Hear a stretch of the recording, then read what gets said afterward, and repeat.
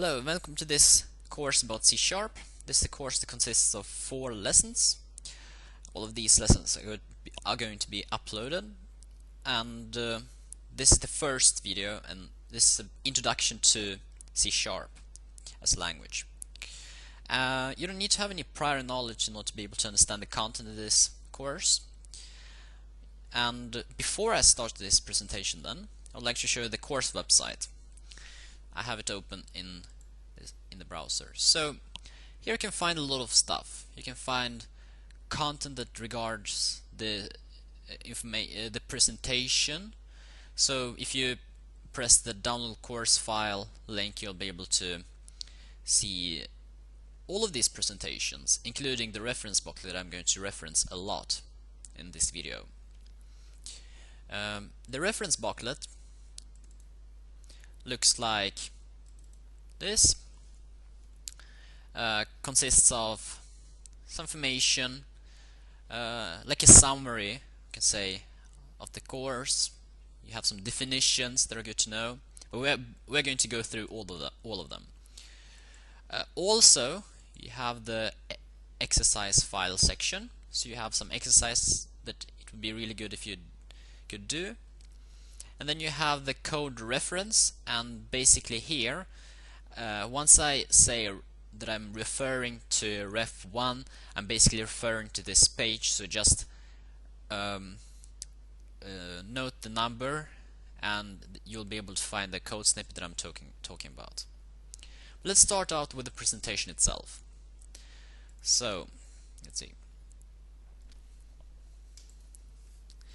So, once again, hello and welcome to this introduction of C#. And let's go to the next slide. Yeah, this PowerPoint presentation is designed in a way that will give you a basic understanding of the concepts of a programming language. So it's about how to start with programming. But of course, we're going to focus on C#, because when you start with a language, it's good that you start with some kind of language. And I've chosen C#. So the first part I would like to talk about is the concepts of a programming language.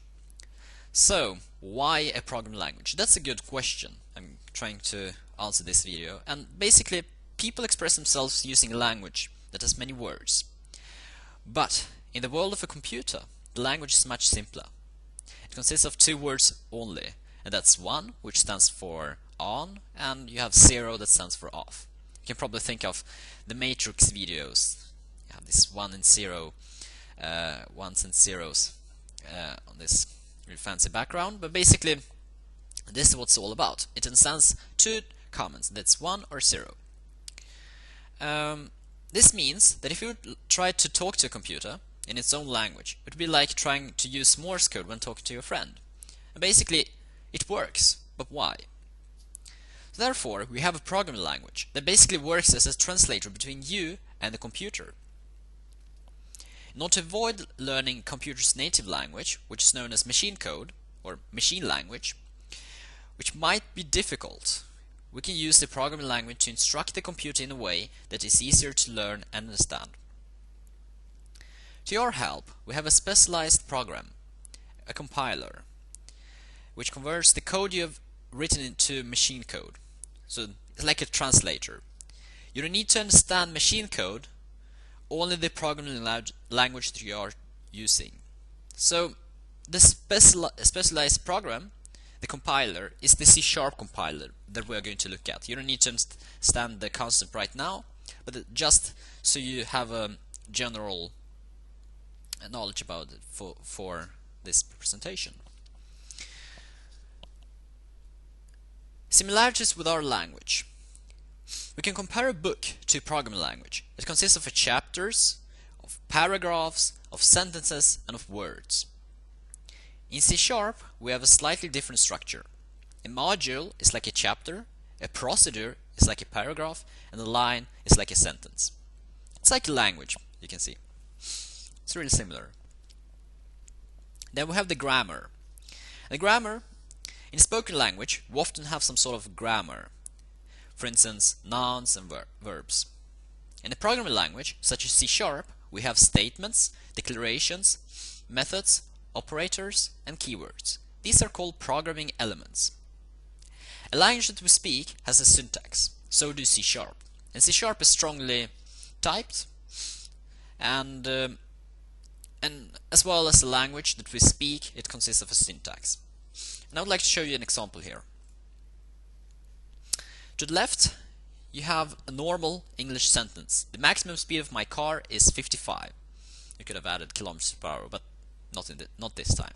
To the right, you have some sort of translation to how you would write this to a computer. How you'd tell that the maximum speed of my car is 55. You basically write car.speed.maximum equals 55.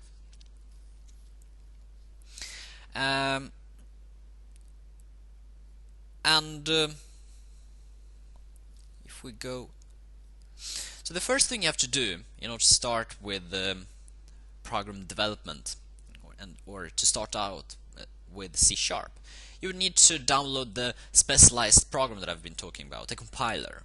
And that can be done by pressing this link. I can just show you the download location, and you can basically follow the screen instructions, and actually you have to press 2010 because that's what I'm going to use this time. And you have to go to the C download details, and you will basically need to download Visual C# 2010 Express Edition. However, if you have Visual Studio installed already, so if you have the professional version or the ultimate version of Visual Studio 2010 or 2012, you can always use that instead. But if you don't, then you can download the free version of Visual C# compiler, which is available at microsoft.com/Visual Studio. So when you've done that, you will see a window when you start the Visual Studio Integrated Development Environment. That's what IDE stands for. It's an integrated development environment. And the first thing you have to do is to create a new project. That basically is done by typing my first application, that's what we are going to do this time, and to press OK. Once you're done, you'll see some code actually. It might be really hard to understand in the beginning, but it will be easier later. Really, it's really complicated, but the important thing that you have to understand in this particular video is the code. So if we look at this particular part of the code, static void main, and in this video we're going to focus on the code that can be written inside that part, sort of. Yeah. The first application we're going to do is Hello World, and that's the first application every programmer is creating during a step-by-step course. And really what it does is that it writes Hello World on the screen. So that was another Hello World. If you just try to do what I've done there, you will just try to open Visual Studio,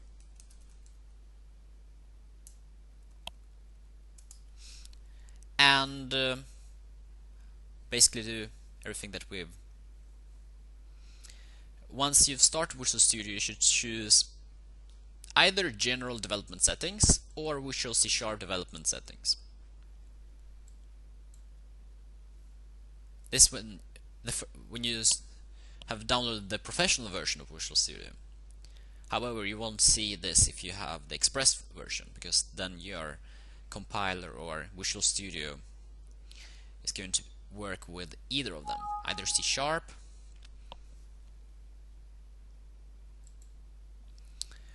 Visual Basic, and plenty of other programming languages that are available. In the beginning it might take some time, but that's just the first time you start the application. And while this is loading, I'm just going to... Oh, I should have started this application earlier. I should haven't, because now, yeah, it will take some time. Or a few minutes. But while this is loading, unfortunately it takes time and it shows some errors. While this is loading,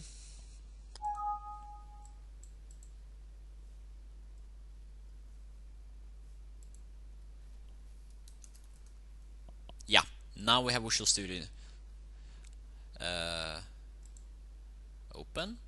So what I did, I pressed New Project, I selected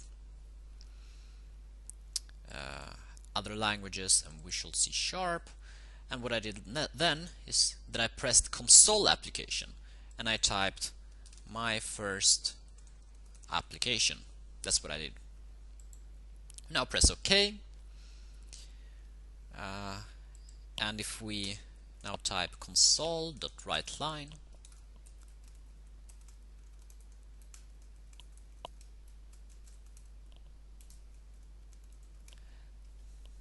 and launch the application, if you're quick now, you saw that it showed hello world and then it turned off. In order to avoid that, we need to write console.readLine. Then basically it will pause the application. So now you see hello world. And congratulations, that's your first application. So if now press enter, it will close. If now return to the presentation. The second hello world application that I would like to show you, it basically does the same thing, but instead we do something different. We create the variable, and so let's see, we can create the variable string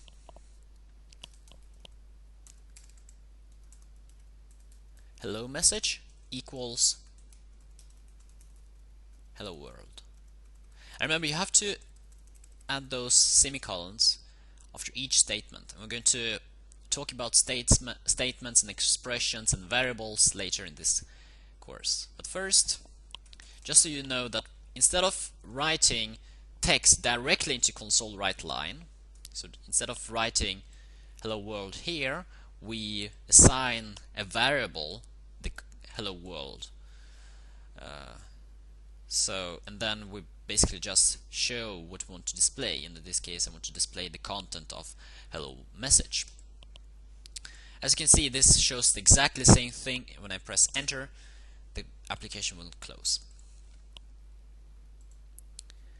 Let's continue. The second, or actually the third application in this video is called Greetings, and this is going to do stuff, but can you guess what it will do? So we can think about it. What will this do?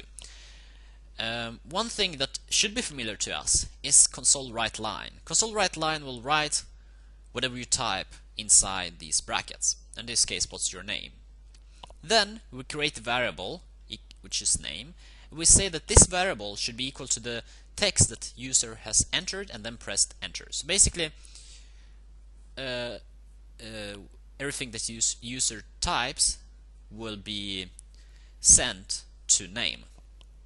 When this is done, we're going to do the same thing, but we're going to write hello, and we're going to add the name that the user has specified, and then we're going to pause the application. So you can see console read line has two purposes. First, to read line, or to read everything that user has written, and also to pause the application. And I would like to emphasize that you can, instead of writing hello, you can always use addition if you want to specify that you would like to add a string from different components. So here we have a string and here we have a variable, and if I would like to add them up I would just use addition operator. So let's try to execute this function. So we would actually need to modify this a bit. And if you have the code reference, we've basically done reference 1. So we've been working with this code, we've been working with ref2, we've been working with ref3, or wait, we are coming to that. So I would like to just copy the code, or basically what's inside here. Copy and paste. So simple as that. And now let's see what happens. So, and by the way, what I did, I pressed this green debug button when I want to debug something. So let's focus on this application. What's your name? And I would like to type, my name's Artem. Hello Artem. And if you press enter again, the application will turn off. This is how simple it is. This is really simple programs, but they are quite fun actually. At least in the beginning. So this is turned off. So the summary, which comes now, this is basically what we have done in this video. We've been looking at how to write something on the screen. And by the way, these two dashes means a comment. We have also looked at how to save text into memory. And basically this is called add something into variable, or declare a variable and assign it a value, but this will come in the third video, I think.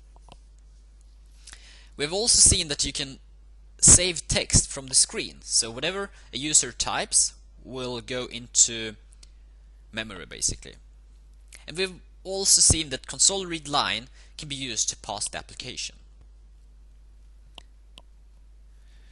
So, thank you very much for watching, and please now consider that you have the reference booklet. In this video we've covered reference 1, we've covered reference 2, and we've covered reference 3. Those are the ones that we've been working with. And of course, it's really good if you would do the exercises, and that's exercise 1, exercise 2, and exercise 3, and follow the instructions given there. If you have any questions, please either go to the project course website, excuse me. You can click around and find some information that you need. You can also view this presentation that I've been using today. So it's the first presentation below the course reference. You are going to see exactly the same presentation that I've been working with today. I think so. Basically, thank you very much for watching, and if you have any additional questions, you can either it will actually be really good if you write a comment below this video, and other links are also provided below this video, so if you forgotten the link to this website, then it's available there. Thank you very much again, and have a nice day.